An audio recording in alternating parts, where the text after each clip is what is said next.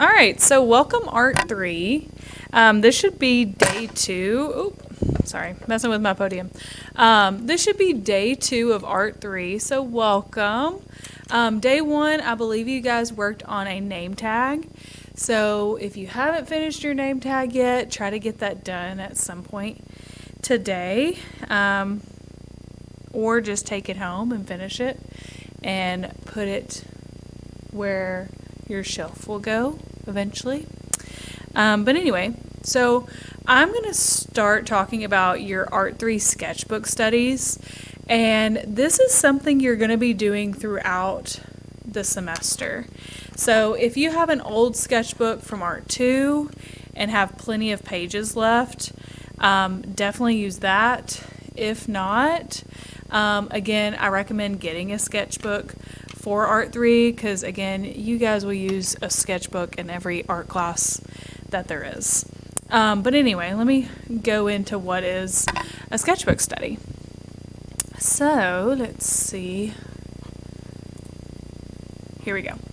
Now, the sketchbook studies are very independent, meaning you will have a lot of time on your own to really investigate and explore each technique.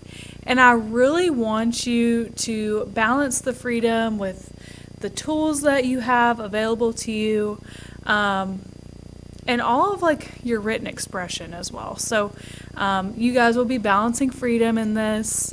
You guys will be reflecting and answering questions about the technique itself. And then eventually you guys will be doing peer reviews about each of y'all's sketchbook study. Not the first 3 that we're going to do together, but the independent one that I'll talk about later on. Okay, so what is a sketchbook study?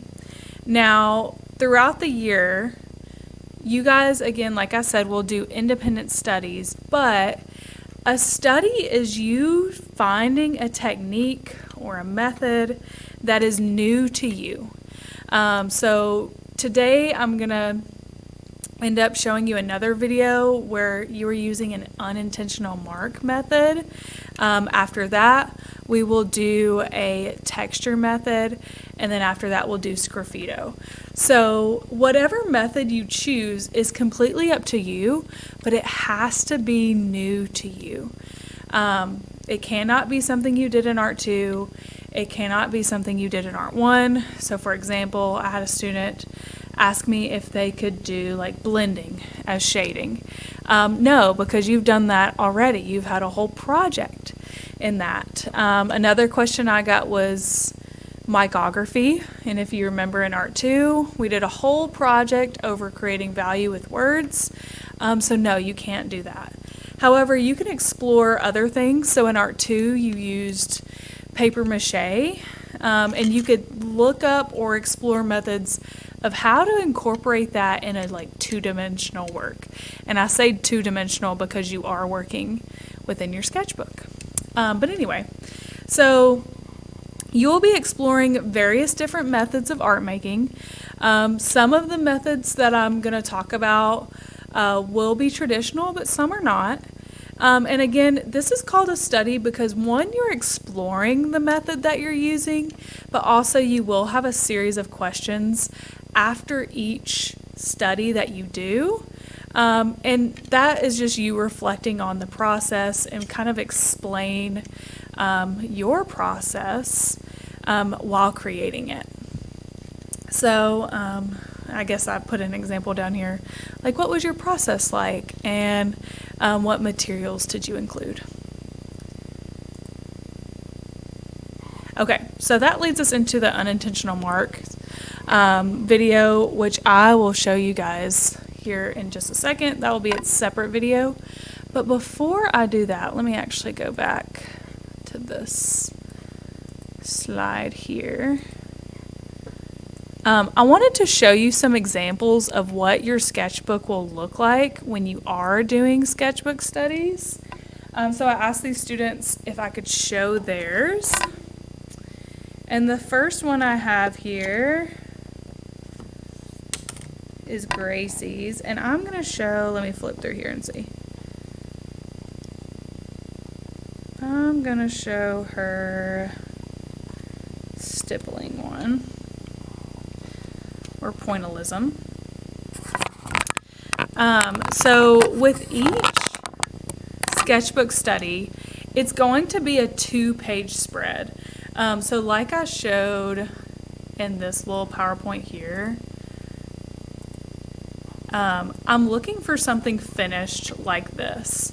I want you guys to be more thoughtful about your background because I do take off points for that. I really want this to be kind of an artwork within itself with you exploring new things.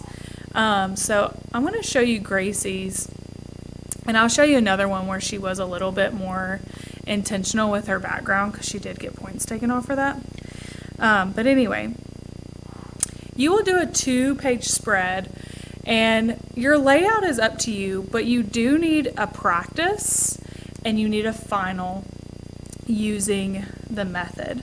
That way I can see that you're exploring it, and then that you've somehow like mastered your technique, or you really attempted to put it into a final artwork. And then of course you're going to go through and answer the questions that I have for you and create another layout. Let me show you her recent one.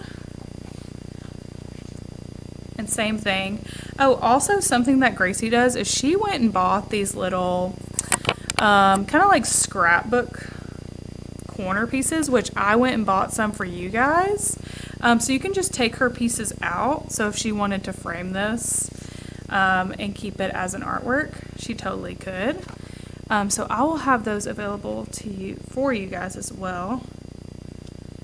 Currently they are in my elements cupboard under scrapbook materials in that bin. However, I might put them out so they're more accessible. But anyway, so Gracie did splattering.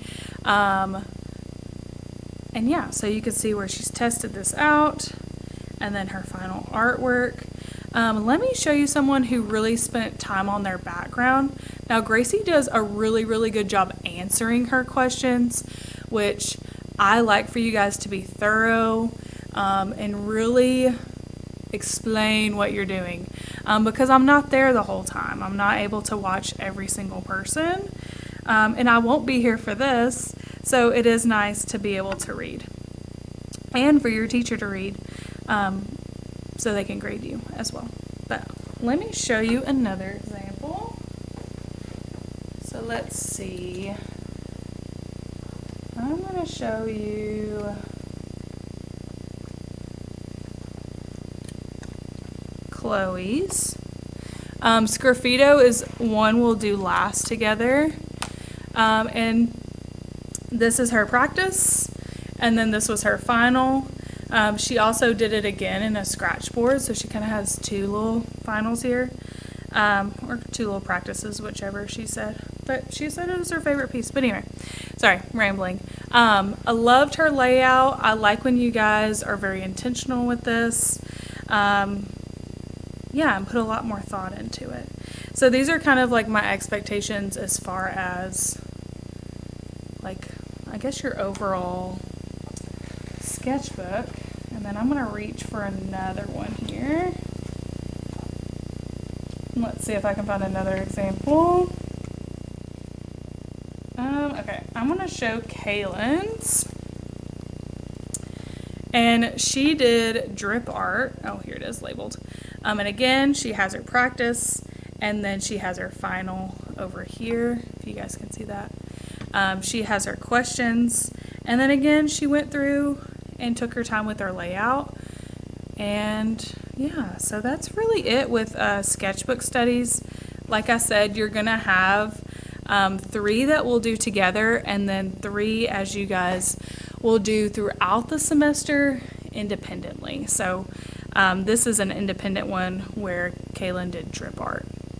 And then, I haven't even said this yet, you guys at the end of the year will present one of these methods that you did independently I believe Kaylin presented this one out of her 3.